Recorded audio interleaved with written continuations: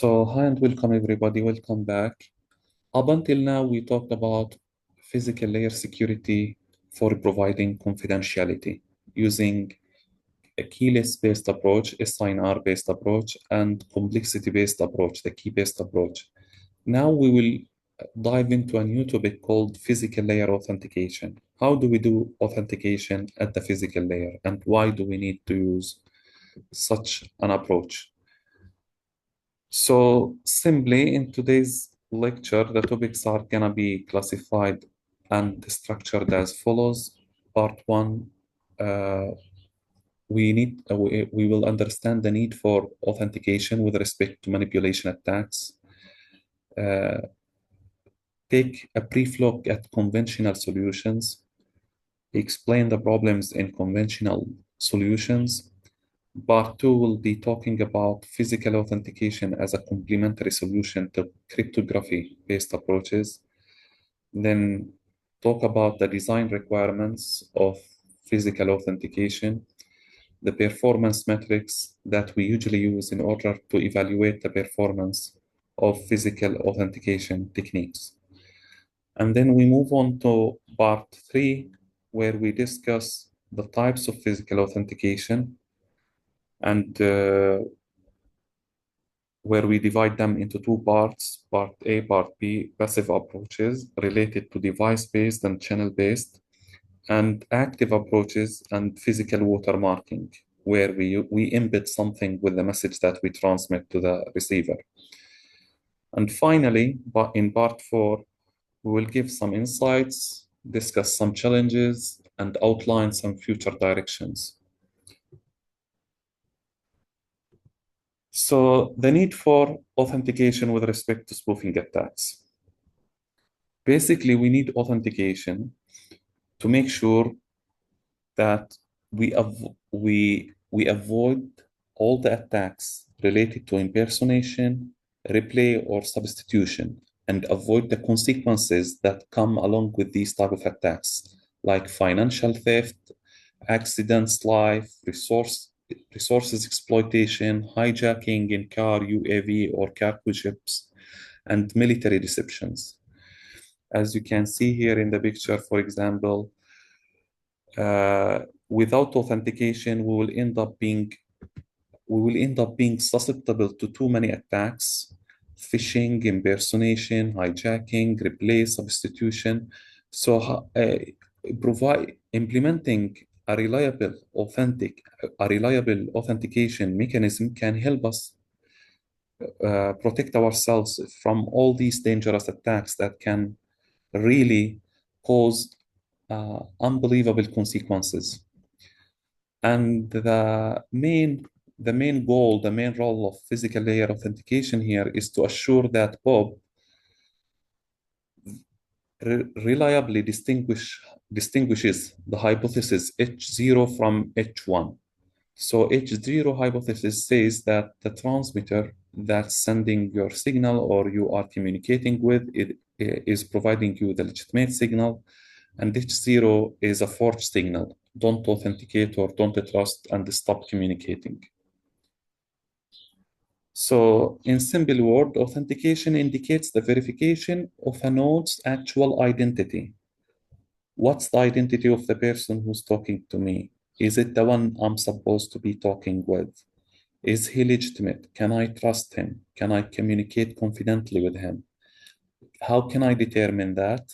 Based on something that might be shared, a shared key, or some features that we extracted from the channel, and based on which we decide whether we should communicate confidently with that transmitter or not.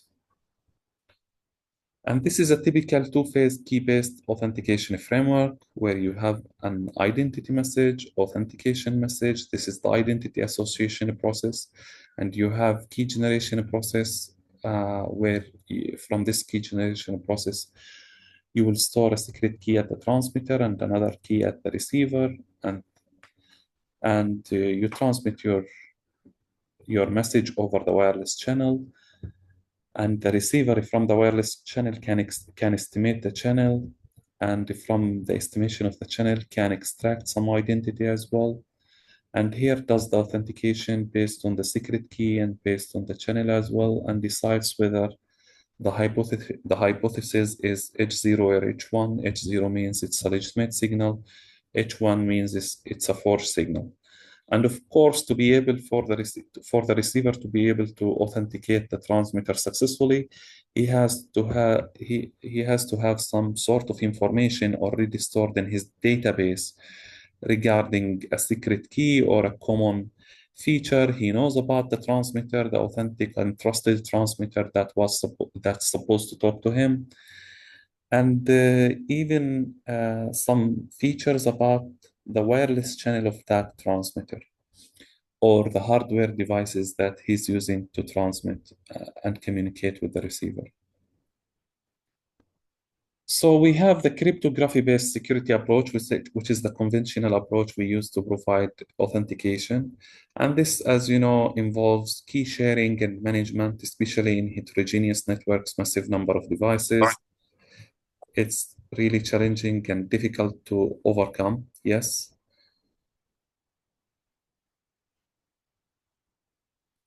So this can cause latency, signaling overhead, computation, exhaustion of resources, and complexity. Why? Because it's key dependent and it depends on the length of the key. Okay. Now, in the future, we are going to have lots of new applications like virtual reality over 5G networks, or controlling UAVs remotely, or driving self or having self-driving cars, or instantaneous tactile internet where you instantly uh, control something remotely over a very uh, large distance. And for all these kind of applications, we have some requirements, new requirements that didn't maybe exist in the previous applications, in the previous use cases. Uh, these requirements can be summarized as follows. These applications are delay sensitive. They are sensitive to delay and latency. They are limited in power, and they are processing restricted as well. But all of them, they have one common thing, which is security. All of them need security. The solution, of course, is to come up with techniques and methods that can reduce delay, reduce computation and complexity while achieving security. That's the challenge here. So, among these solutions that can achieve this is what's called physical layer authentication, because of its simplicity and its dependence on the channel features rather than the long keys that can be extracted and shared between the parties. So the idea here, physical layer authentication is based on dynamic characteristics of the wireless channel or radio frequency, front-end associated impairments, and physical layer watermarking. So we have three major techniques in physical layer authentication. The first one is related to exploiting the characteristics of the wireless channel. The second one is based on exploiting the radio frequency components of the devices that want to authenticate each other. And the last one is physical layer watermarking.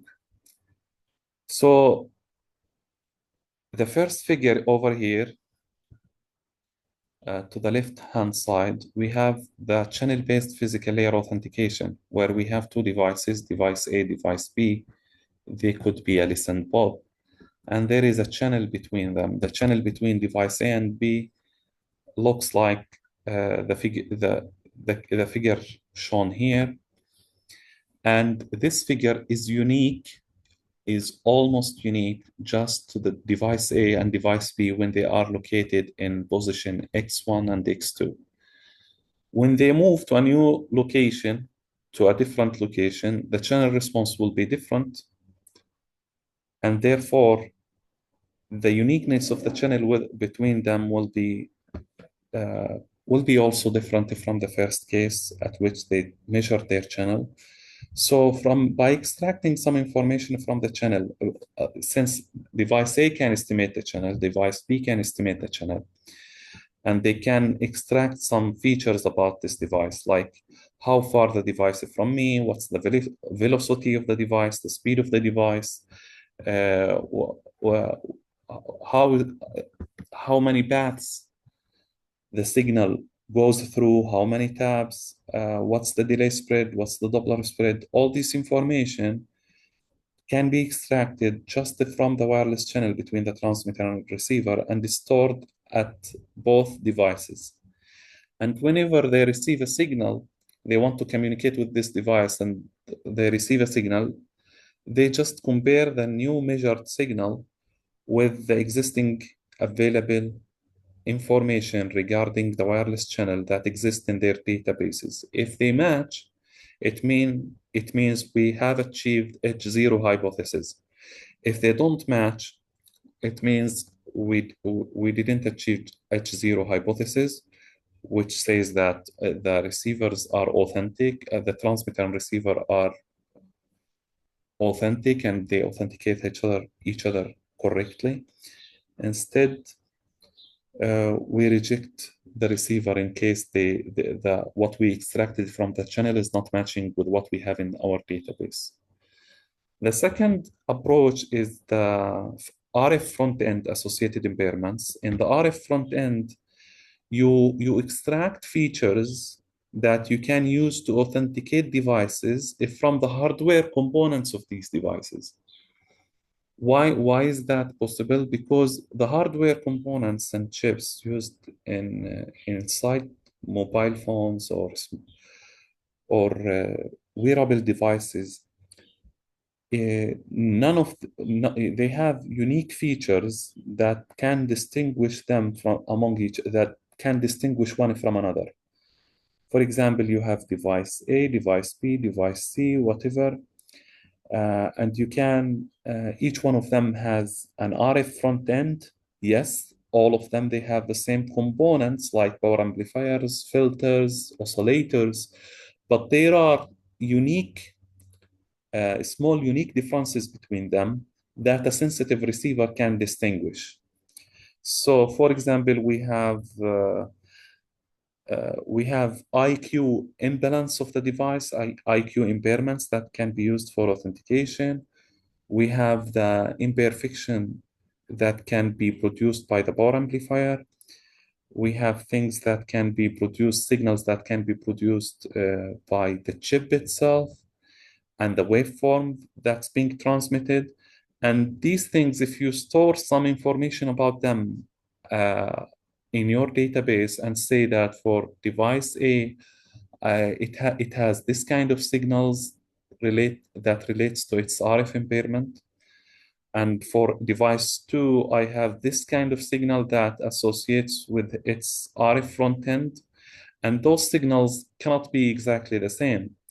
And when any receiver receives a signal from an unknown device, he can measure this signal and compare it with the existing signals that have the RF front end impairments embedded in them and compare. And the one that matches with the received signal indicates that this is the device that's communicating with you. This is how the receiver can distinguish. And the last method is the physical layer watermarking. And in this method, you embed a signal, a new signal. They call it tag.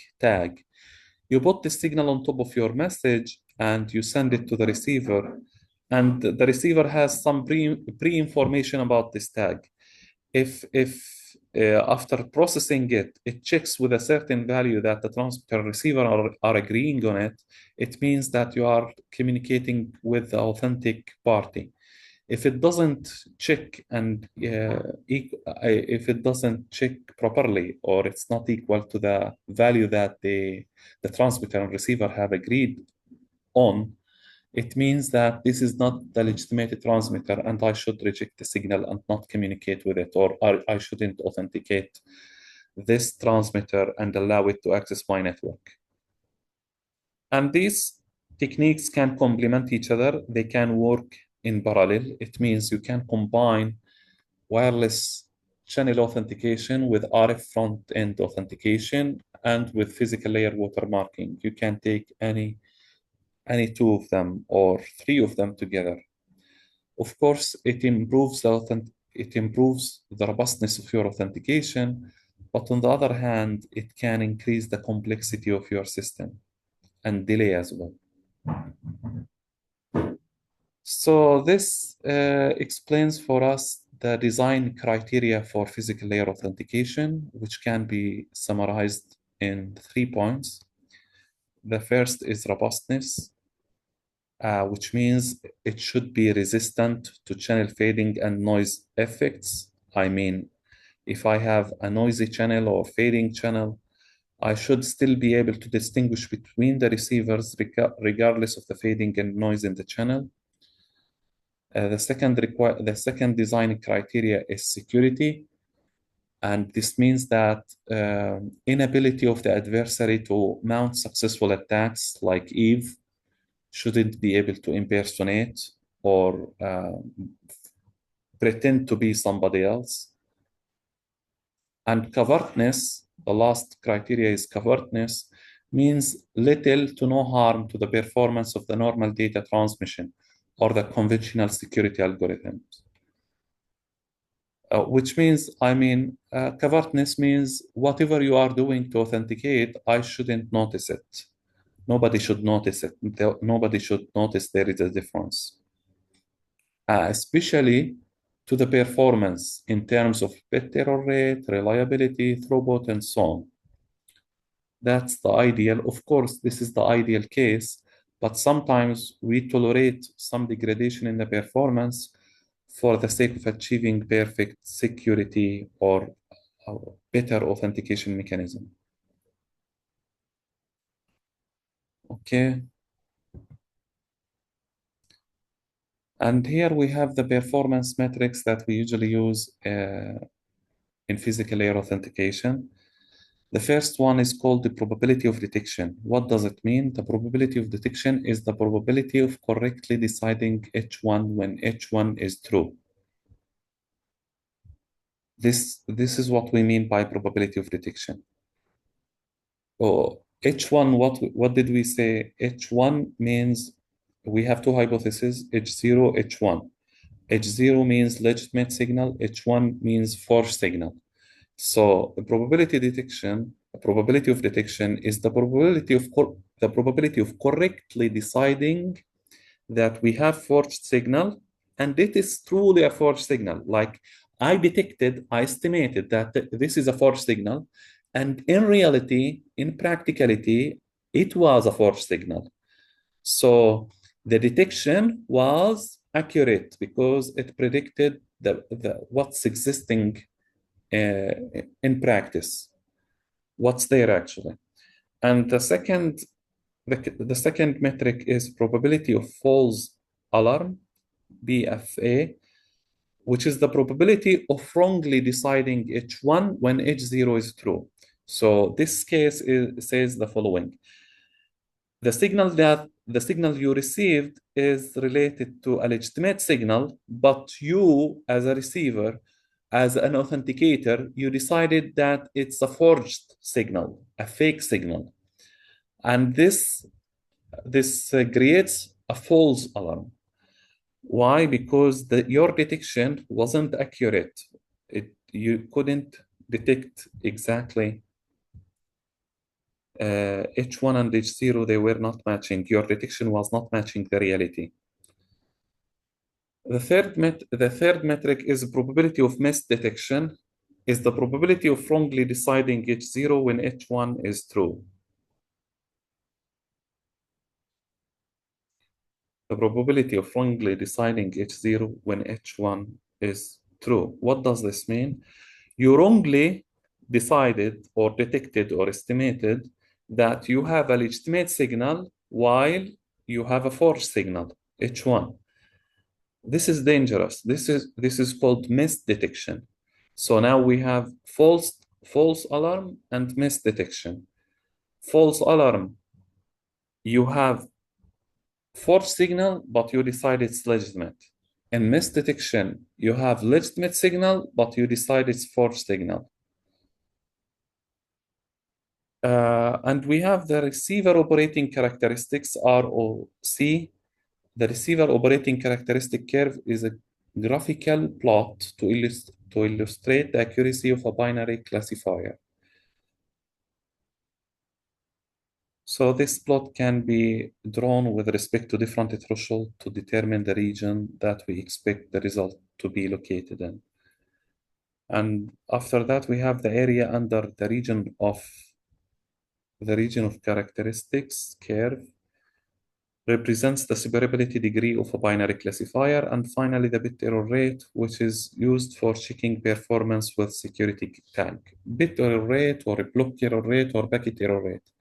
It got different names. Bit on the bit level, block on the block level, packet on the packet level. But all of them, basically, they are responsible for measuring the reliability performance of your transmission.